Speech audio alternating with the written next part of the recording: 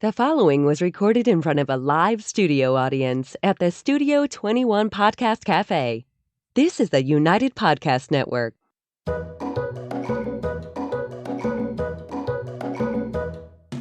Welcome to the Quirky Dog Podcast, inspired by some of the quirkiest dogs you can ever imagine and the owners who love them. This podcast is brought to you by the quirky couple themselves, Scott and Jess Williams. Their aim is to educate and entertain. Here's Scott and Jess. Welcome, guys, and happy Wednesday. We made it all the way through November. It is the last day of November, and we got one more month to go for the end of 22. We're rolling into December next week. Today, we have one of the most special guests we've had on yet. This is actually this is definitely my oldest friend that I've ever had on, but I'm very excited for this whole episode. We're having the director of Camp Gone to the Dogs on, and her name is Mare Potts.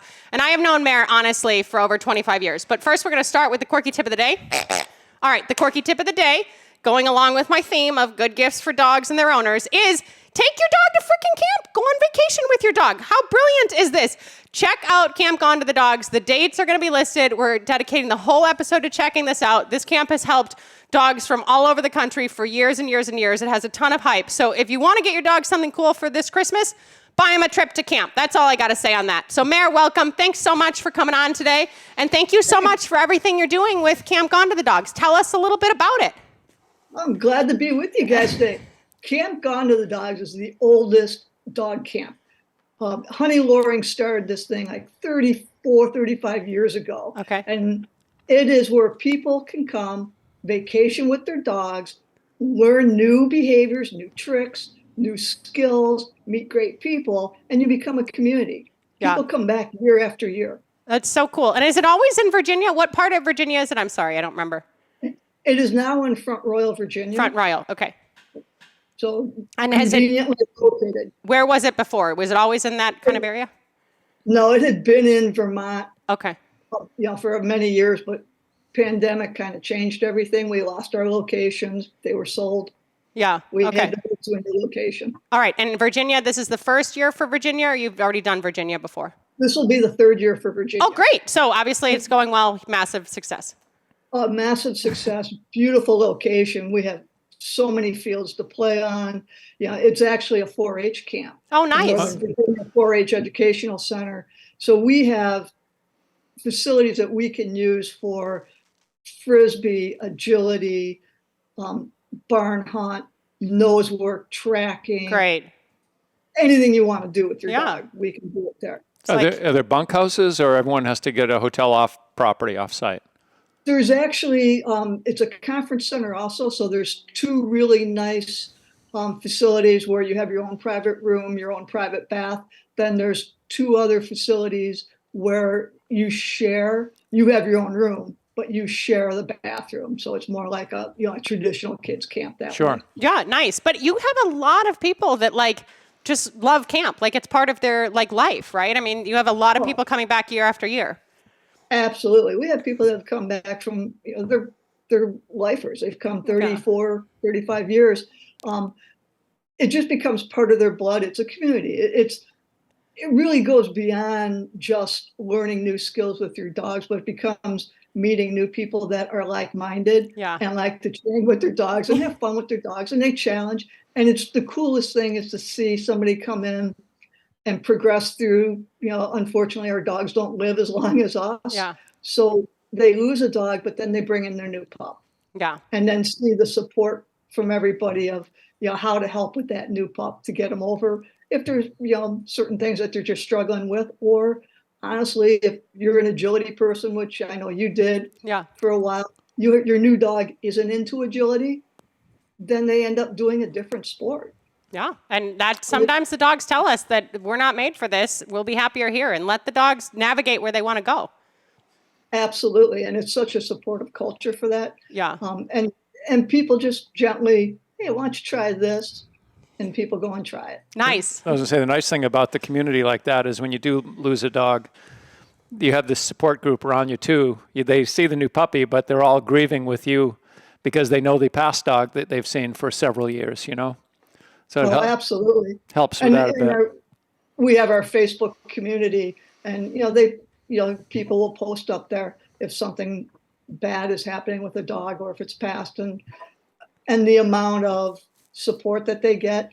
And also, sadly, because we have been an older community, that's been in, we've been in business for 35 years. Unfortunately, some of our campers have also passed. Yeah. Sure. The overwhelming support for their families when they see the pictures and they see the comments that come from other campers, that's so important. Yeah. Well, and kudos to you for like cultivating such a great community and stuff still, because this collective energy, right? Like if you have a dog that's a little bit sick, sometimes if you post in a group like that, when you have some of your closest friends and camp members and everything else hoping for the best, sometimes that's what helps the dog, So that kind of stuff is awesome. Thank you so much for that. Tell us a little bit about your people who are teaching with you, because you're not freaking running from the barn hunt building to the nosework building to you're not doing all this. So tell us a little bit about your staff, because it's quite a production. Yeah, the staff, we have folks that come from the agility field. We have Clyde Clausen, who is a very well-known judge, and he was an agility competitor for a lot of years. Ruth Lewis, who comes in from agility from the Midwest. Then, Christina Curtis, who from Frisbee, who's just one of my favorites. Yeah. Who comes in and she does some great stuff with, Frisbee and with the crazy tricks that we would do in the Frisbee world. And then, Beth Ann, who comes in from, the canine scent world, which is a newer addition to the camp since nosework or canine scent has become so popular. Just a variety. And then I do a little bit of the behavior. I'm trying to back out of that a little bit, but as you know, with my background, I've had some dogs that have some challenges, so I can handle the behavior problems. And it's just what's the coolest thing about all the staff. We're actually this year bringing in a new one for rodeo dog. Oh, cool! I think I like that. Yeah, cool. But and I forgot tracking with Doreen and Gary Palmer, and again, very accomplished. What's the coolest thing is everybody on the staff does multiple activities. We're not just, I only teach agility, I've never done something. My instructors are setting up the schedule, so that they can go take class from somebody else. Yeah. I would laugh at, Bev Ferguson with canine freestyle dance, crazy. People love to go do that with her and Susan Brogan. And then those two are like, well, we want to go try and do this. And so we're working everything out. And so I think that sets the tone also for the campers, because they see how well the staff gets along and that the staff wants to go and learn stuff from other instructors. Yeah, no, they're still learning. And it's a very accomplished community that Mare is surrounding herself with. When I went on the website, I was very impressed. And it's a positive only camp. So if someone is training their dog with a pinch collar or something else, those aren't allowed at camp. But as long as they're coming and using positive reinforcement methods, they can be at camp. Is that the case? Correct. And there are sometimes as we age, somebody will reach out to me, and it's rare, but they'll go, look, it's the only way I can control my dog to get them from location to location is with a pinch collar. Right. When I get in the class, I'll switch to something else. And as long as they talk with me beforehand, we work through it. Mm-hmm. And then we give them extra help at camp to give them some other resources or some training tips. 100%. I just wanted to make sure people reading about it, I didn't want them to feel excluded. And, most people, we're not talking about some judgy environment, but the methods that you're going to be learning, it's positive reinforcement-based methods from very accomplished people, and you're going to have a blast is pretty much the bottom line. And Mare and I have a lot of unique tie-ins, one of which is that, when did you get Scout? How many years ago has it been? I know you don't have to say years, but it was many years ago. Well, I started Frisbee with her probably in 2001, and she was probably 6 at that point. So Mare, so in 2001, so I'd been doing disc a little longer than you. I think I qualified for Worlds in 2002, but Mare and I were in the disc scene together, legitimately, we're traveling from Illinois to Colorado. We made the cut in Colorado. That was we were doing shows together. Mare and I were in it. So Mare's Scout is my Zoe. So that's one tie-in that I just love, and I'm just so grateful for. And truly, Mare has just a great heart, and she's just a wonderful person. And she was a great, really mentor for me as I was growing up, honestly. And then another tie-in is Mare actually recommended that I speak at the conference where I met Scott. So thanks for that, because that gave me a whole life. So good one there. I really appreciate it. And the third tie-in, I guess. I'm not sure if you were going to thank her for that or if you... I'll send you the bill. I was waiting for Scott to chime in on that. He'll save his gratitude. Well, he had all his gratitude on Thanksgiving, so he doesn't need any more gratitude now. And then my third tie-in was Mare actually referred a client to me out in New England. So this was probably back when Camp Gone to the Dogs was in Vermont, correct? Yes. Correct. Okay. So this client was one of my near and dear clients. We actually talk about him on the podcast frequently. His name was Art. And tell me a little bit about Art at camp and what all that was like. He had a Labradoodle named Mario, and he's a fiery guy. Well, and Art walks in with Mario, and of course, it's pretty much all women at camp.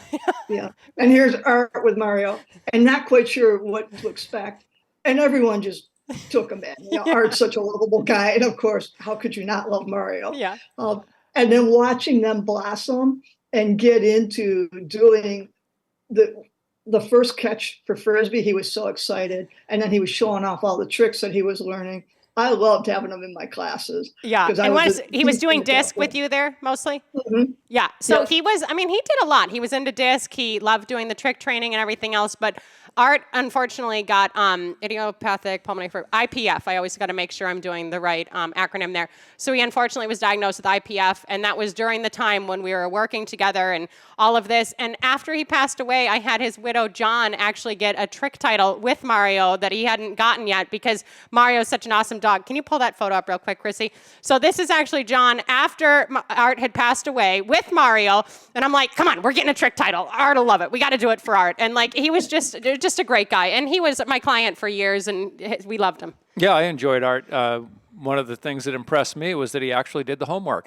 Jess would give him some tricks and say, go work on this. The dog would come back, look better than Jess's dog.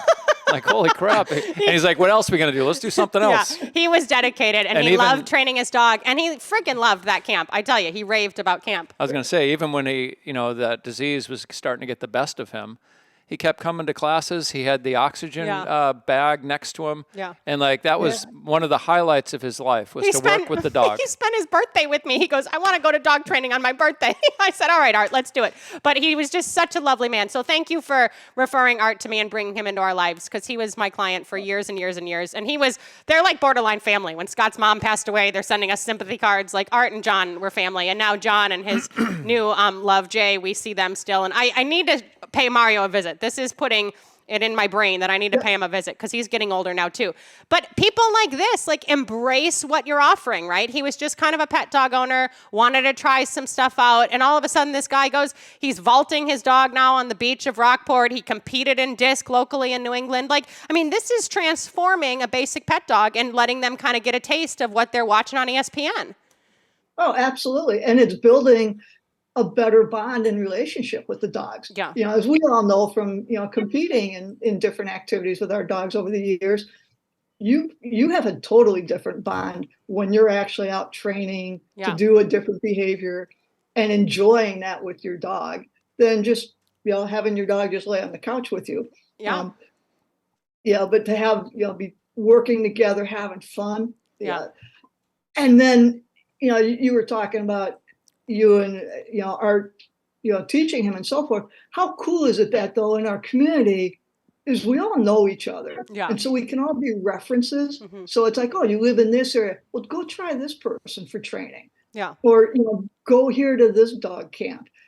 That's what's the coolest thing about any community, and that's what I love about the camp community, because we can put anything out on our page, and somebody will go, oh, I know somebody, and then we can help them get to that person. Yeah, no, I think it's great. And that's what really we're all about, especially with this podcast and dogs and everything else, is networking in the dog world. Like, let's reach out to who can help, where they can help. Like, let's give you living as happy as you can with your dogs. And you understand that not everyone is a Camp Gone to the Dogs, client who's going to get a dog and stuff. And no shade to them. Like, if you guys have 3 kids at home and, you have kids camps and family vacations, we're not saying now, oh, pack your dog up and go to camp to be a good dog owner. But for those of you that want that extra something, I think this is an unbelievable opportunity, and it just sounds like loads of fun. How long is it again? Can you just explain kind of how the whole process works?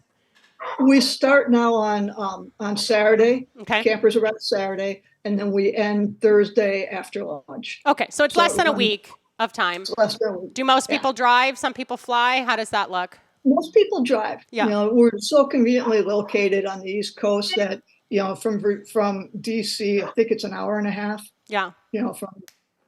From Pennsylvania, Well, you're more maybe centrally now- located in Virginia, really, than you were even in Vermont. So this is better. Yes, we are. Yeah, no, it's awesome. Could I ask an ignorant question? You can ask whatever you want, Lovey.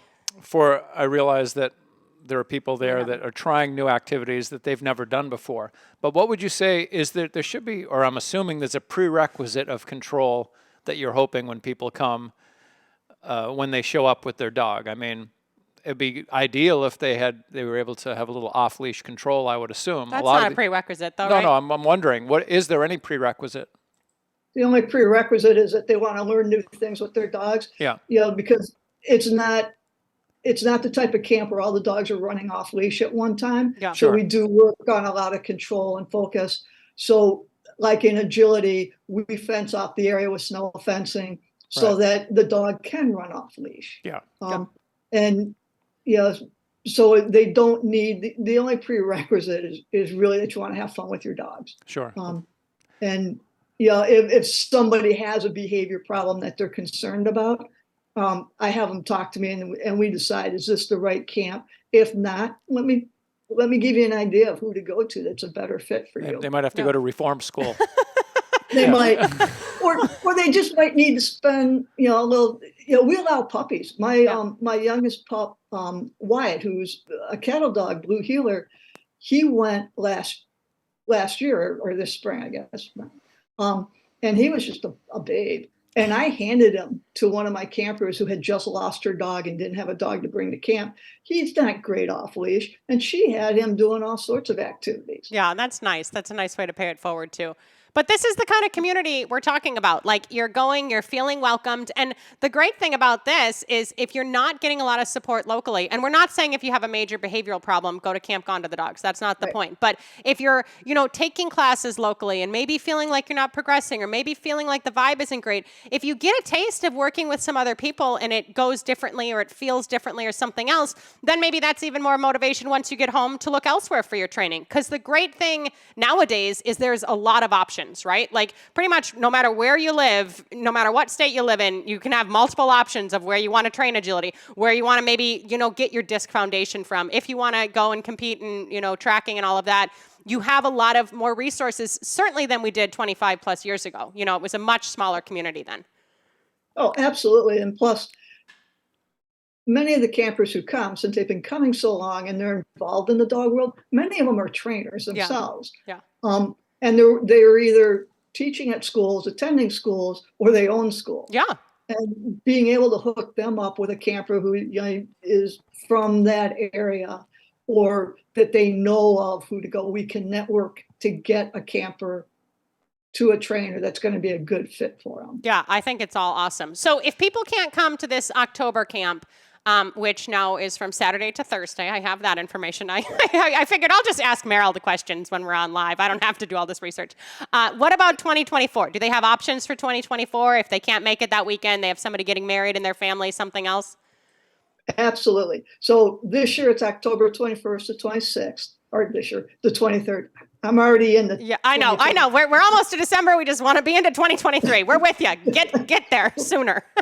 And then in 2024, we're May 4th to 9, and then October 19th to 24. Okay, great. And that's in the same area in Virginia? That'll be in Front Royal, Virginia at the same location. I already have it booked. Great. Awesome. So how many dogs do you personally take when you go, just so for my own curiosity? I don't take all 10. I take 1 or 2 at this point. Yeah. It's hard because I'm doing so many other things at camp. No, I understand. That's why I was asking. I was surprised you even brought any. I thought you just brought Wyatt for the camper. I'm impressed you even have any. I had to because Lynn was like, you have to take the puppy. The puppy may not be here when you get home if you do not take the puppy. I've gotten her to go from having Australian Shepherds and Border Collies to cattle dogs. Yeah. Bless her heart. Lynn is a little saint over there. Yes. So Wyatt goes, and he'll probably be my camp dog for a while. Nice. Awesome. And what about kids? I mean, I always ask because it's me and I just wonder, but is it kid friendly? Do kids come? What's that like? Unfortunately, It's adults only. Adults only, 18 and over. I'm doing my own kids camp now, damn it. The problem is getting the insurance. No, I know. To do a kids camp. That's what's so frustrating. And with dogs that potentially could have issues. No, Right. like I get it. I understand. Yeah. So it's 18 and up, and even if campers have kids, they can't come with. It's just an adult only camp. Okay. Just an adult only. I'm assuming it looks kind of like an agility show with RVs pulling up and easy ups being popped up with the tents underneath them or the crates under them. Yeah, absolutely. We've got some folks that do RV, so we can allow that to happen. And then, we put up pop-ups. Yeah. Campers will bring them. We have a couple shelters right there that we get to use. So it's a really nice location because there's shade on all of our fields. We couldn't ask for a better physical location. Yeah, it sounds beautiful. Right off of the Appalachian Trail. Oh, nice. So people could just hike right up, and then you're not doing the Appalachian Trail. Don't start with me. I can see the tie-in there. Just because you're running a couple miles a week. Shenandoah National Park is right there. I've been there. I went to the underground caverns. Have you seen? They have the stalactites. Yes, that's very cool, isn't it? It is. It's Shenandoah's. That's a neat. I was driving cross country by myself and pulled in there because I just wanted to see that, and I went down under the ground. Oh, it's 100 feet down or something. So how far is that location from camp? It's like right there. Oh my God! So it's like a double whammy. People can do a little sightseeing. Yeah, people can do. That's amazing. The northern entrance to Shenandoah is right in Front Royal. Oh, that's amazing. Oh, great. So, people really could make a whole trip out of this, seeing family members, like doing some sightseeing. Like, it's not just a dog thing if you don't want it to be. I could be out of step here. Yeah, you're always out of step, I was thinking, I don't know where this is going. It would be kind of cool if you had an animal communicator tent there. You know what I mean? People would come in and... Yeah, they could come in with their dog and say, I think my dog has got an issue, and they'll say, no, it's you. And no, we had an animal communicator. We had an animal. Yeah, we had one for years, and then she's retired, but I have to bring that back. We had Joan Ranquet on from California. She's a decently well-known animal communicator, but we're really into all that stuff. And Scott and I are pretty woo-woo. And honestly, since that even came up, I'm glad you said it. Because last week when we did the Lost Dog post, if you're really desperate and it's been a long time, deal with an animal communicator. Because I forgot to say it, and I know a lot of people that have had success with that. But they have a lot of validity. I got to tell you, when Sarge passed away, I lost Sarge and Bam within like 3 months of each other. And they were both older. Like, we were blessed, right? Sarge was probably 13 and Bam was 18, surprisingly. But like, they just went back to back. And I was down and out. Like, I was freaking, like, it was hard for me. That was most of my life, having those dogs. And I talked to an animal communicator about like them passing and everything else. And she was so helpful and so poetic and said like legitimately like intense things to me about like what my dogs were seeing going over the bridge that like she wouldn't have known. I didn't tell her about. So we have full trust in anything that works, but maybe animal communicators in a few years. So do you have big dinners and things like that in the evening where everyone gets together and like has barbecues and stuff like that, or no? We haven't. We did. We're working on the food for this camp. It's not quite up to our standards yet. It's hard when you're looking for groups that will host. We did a food truck. Okay. For breakfast. That's an easy way. We'll probably do that again. Yeah. And I'm looking at possibly expanding that. You could talk to most dog camps. We were very blessed when we were in Vermont that we had our own chef, basically. And with Taffy, it was a totally different food experience. Yeah. Sure. You're getting there. You're working on it. You're working towards it. It's improved tremendously from the first year. Yeah. I just keep poking at him. You couldn't do much the first year because it was literally during the pandemic. Yeah. We were lucky to have a camp. Yeah. And they couldn't get the foods. They're sitting there. Yeah. And they still had trouble last spring getting some things. Yeah, no, it's still hard sourcing stuff. You just get a few kegs of beer. And... It is 18 plus. And that is the important part is when the camp is alcohol is allowed. Oh, there you go. So, and it's even better that we don't have the kids around then. So it's a multifaceted reason. Exactly. And that was one of the things I always, any location I look at is like, are we allowed to have alcohol? Because, I mean, it's a dog thing. Come on now. happy hour is the most important thing. The disc dog folks and the dog folks party harder than the rest of the dog world. But try dog camp and you'll see what happens. Speaking of that, my jaw, it's funny. I'm smiling so hard. My jaw is starting to spasm a little bit, but Art went out to freaking Positive Vibe with Ron and April, and they probably just smoked weed, but he came back and he's like, oh my God, I mean, I've done stuff I haven't done since the 60s. He's like, I had so much fun. It was so great. So dog people are fun. Don't underestimate dog people. It can be a lot of fun. If somebody wants to sign up and they go out to, they go to the website, what is the process for them? Like if somebody's listening and they're like, hey, I'm kind of curious about this. How do they do this? How do they enroll? Best way to enroll is to get a hold of me at campgonetothedogs@gmail.com. Okay. And then I send them the link. It's a Google form just to fill out. And I can answer any questions that they have. And make sure it's a good fit, that I'm telling them everything that they need to know to come to camp. Okay. So it's really directly through you. You're kind of making sure it's a good fit on both sides. Correct. Okay, awesome. So you're going to contact Mare. Mare's not scary. She's very nice. She's very well informed. She likes happy hour, so it's not a big to-do. And then if somebody has something that randomly pops up, is there a cancellation policy? I just didn't know as far as how that looks. Yeah, the way our cancellation policy works, it basically, there's a $200 deposit when you reserve a spot, and that doesn't get returned. Okay. But if you cancel a month before camp, up to a month before, you basically get your money back minus that deposit. Okay, great. I just wondered. That 1 month before, I can't fill the spot. Yeah, I'm surprised you offer anything. I just wanted to know, because sometimes people have a parent who's having some health issues or an older dog, and they want to do it, but they're just not sure what their life's going to look like at that point. So I just wanted to know the flexibility there. And the cool thing with where we're located in Front Royal, there's dog-friendly hotels nearby. And if someone tells me that that's what they're dealing with and they don't know if they're able to make it, I tell them, don't commit yet. You can commit up to 2 weeks before camp, right? And I can get you in. Yeah, nice. And then they can do a hotel, and it's a non-issue. Yeah. It's the rooms on site that get tight. Yeah, now, it sounds great. Since you're in a blue state, she's in a blue state in Virginia. Is everyone running around with masks on at the camp, or is that optional at this point? Actually, the last camp, we haven't had to do masks. Okay. During the pandemic, we had to have the shot. Of course. And the masks were required inside based on what the instructor wanted. Now we're pretty free. Plus, we schedule everything as much as possible to be outside. Yeah. Yeah, nice. Well, and also, and it's dog people. So if somebody wants to show up in an N95, please, by all means, if you want that for your own safety, it's not a big deal, but it's not required.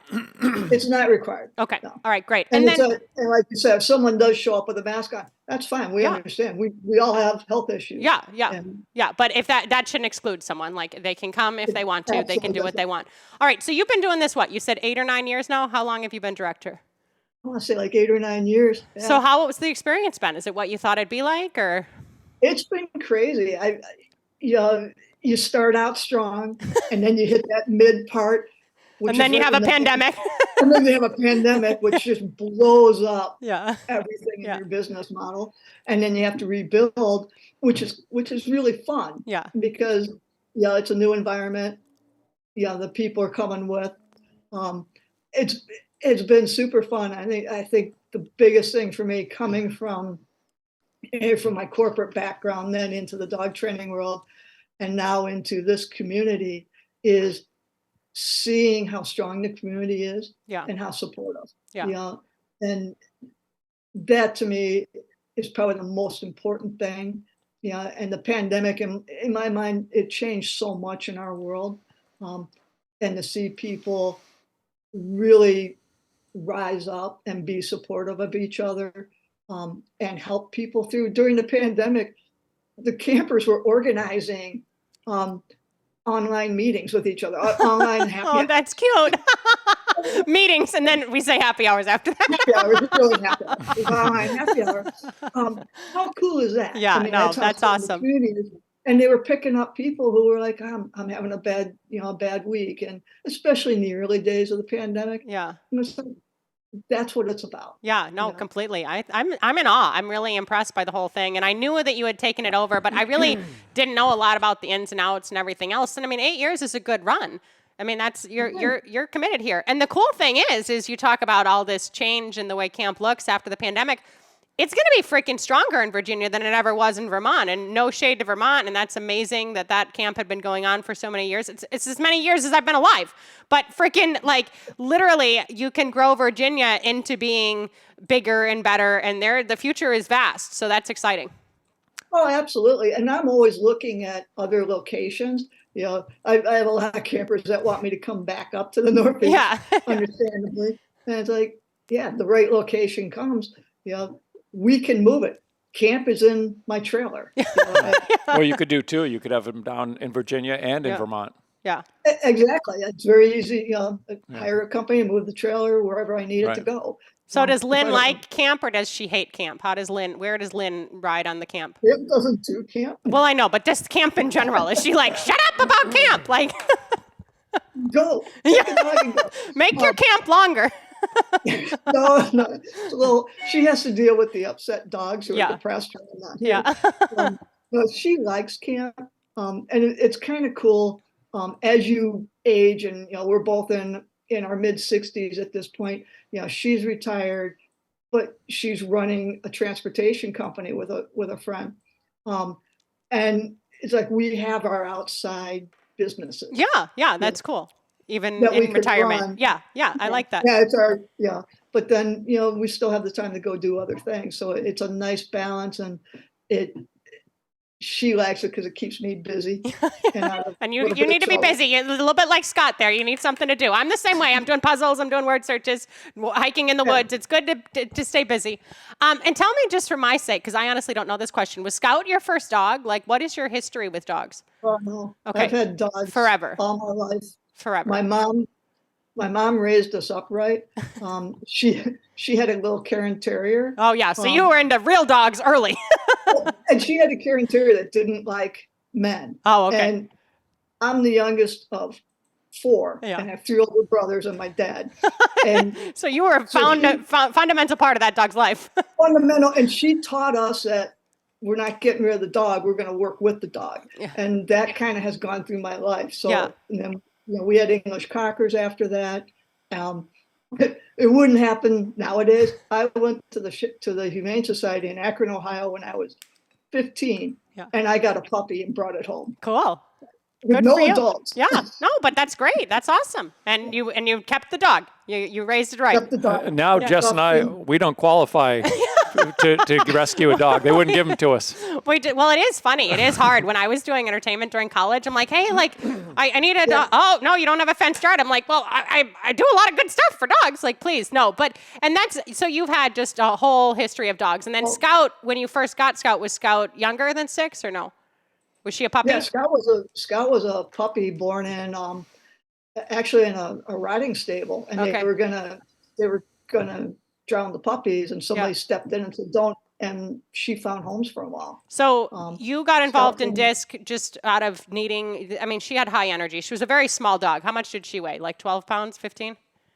About 17 pounds. 17. We got involved. We were doing fly ball. Okay. And I wanted to do something different because I found out I really wasn't a great team player. Flyball's tricky, yeah.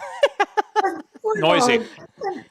It was changing, and it was like, and she really liked to play disc. So I started doing frisbee and her disc, and hooked up with Tom Worley. Yeah, and Scott was an amazing little dog. We didn't have him bark back then. Do you know what kind of breed she had in her? We knew Dad was a Jack Russell. Okay. And Mom was like a Cocker Spaniel type. Yeah, she was awesome though. If you are familiar with Mare and her camp and you don't know about her little dog Scout, Google it, look up some photos. That little dog had some chutzpah. She was cool. She was special. She was one of those heart dogs. Yeah, I know. It's hard when we got those, but luckily with both of our careers, we keep reintroducing to more heart dogs. So that's the beauty of dogs. But I was just curious because frankly, I didn't know. I didn't know how old Scout was when you got into disc and everything else. And she lived a pretty long life, right? She had a good long life. Yeah, good life. She lived till she was 13, 13, 14. Yeah, I think I was already gone. Yeah, but she was awesome. Had seizures, and it was time. She let you talk about the animal communicator. Oh yeah. She looked at me that day, and her eyes were gone. Yeah, and it's like she let me know that she was okay. Let's go. Yeah. No, it was the best thing to do. We go through it too. It's not easy. Yeah, getting back to the camp. I was thinking. I'm having just camp questions. Oh, no, Chrissy's crying. Here we go. Oh God, I'm ruining everybody's day. All right, here. Yay! Happy December. Christmas is coming. Okay. That's part of the dog community, though. That's what we pick each other up. I was going to say about that community. It's a community within a community, and when you get into competitive dog sports, sometimes it can be a little catty. It can be a little tough because you're going to an event to compete, and it can get a little bit, I don't know, prickly. Whereas when you go into this camp gone to the dogs, everybody's there to have, it's more to have fun. It's not a competitive environment. It's there to have fun and learn. And so it's a whole different thing. That's why I think, based on what you're telling me, people are enjoying each other so much. Because that competition, when the egos get involved, it can get a little bit ugly. It can get a little nasty sometimes.